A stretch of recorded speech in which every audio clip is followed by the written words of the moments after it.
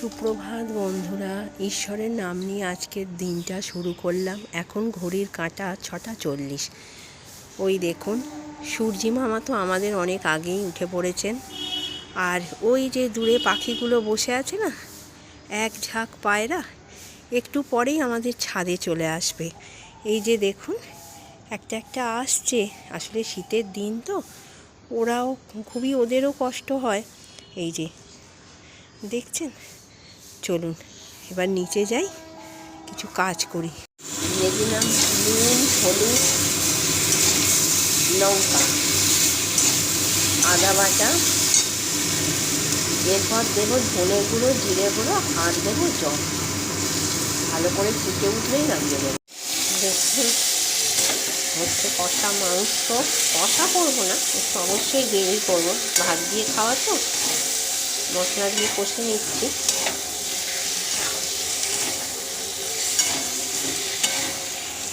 বন্ধুরা, আমাদের আজকে লাঞ্চে আছে ভাত, অল্প একটু ডিমের কারি, আর সকালে দেখিয়েছিলাম যে সব সবজি দিয়ে ঝোল, নিরামিষ, আর পাশে একটু চিকেন কষা।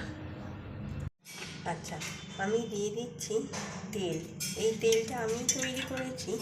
এতে রয়েছে কারি পাতা, নিম পাতা, মেথি, কালো জিরে, তেল। এই তেলটা একটু গরম হতে হতেই এর মধ্যে আমরা দিয়ে দেব, এই যে দেখছো, ভিঙ্গরাজ। এই ভিঙ্গরাজের গুঁড়ো,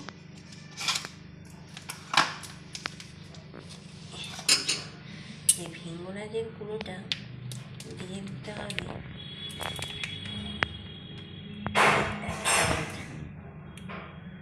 ব্যাস।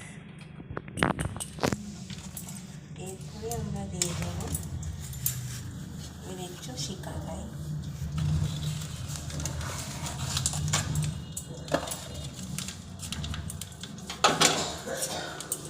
শিকাকাইটাও দিয়ে দেব, এই যে 1 চামচ।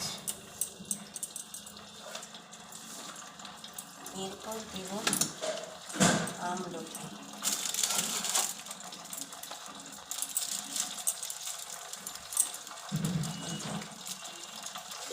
এটাও দিয়ে দিলাম 1 চামচ।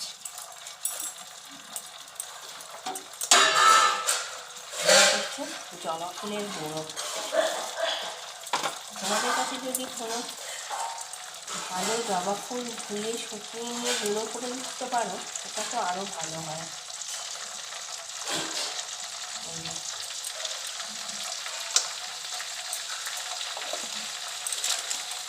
আর এর সঙ্গে নেব আমি হেনা। আমি নিয়েছি লুইসের হেনা, এটা দেবো 2 চামচ।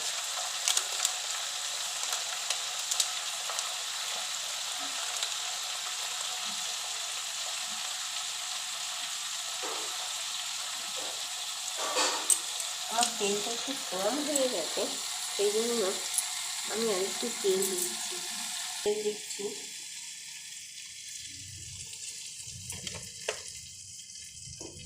এবার মেশাতে হবে, আমি ভালো করে মেশাবো।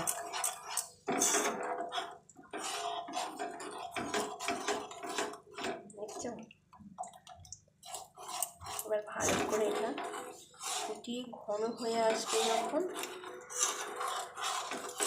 তখন আমি এটা ঢাকা দিয়ে রেখে দেবো। গরম থাকবে তো, সারা রাতে ঠান্ডা হয়ে যাবে, তারপর আমি কালকে সকালে ব্যবহার করবো।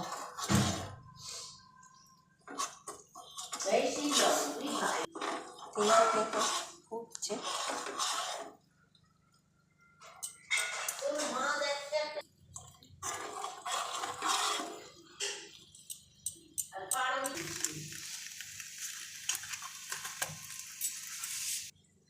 এটা এরকম ফুটতে ফুটতে ঘন হয়ে আসবে, তারপরে চাপা দিয়ে রেখে দেব। ঠান্ডা হয়ে গেলে সারা রাত্রিরে কালকে মাখবো। সকলে ভালো থাকবেন, সুস্থ থাকবেন। শুভরাত্রি।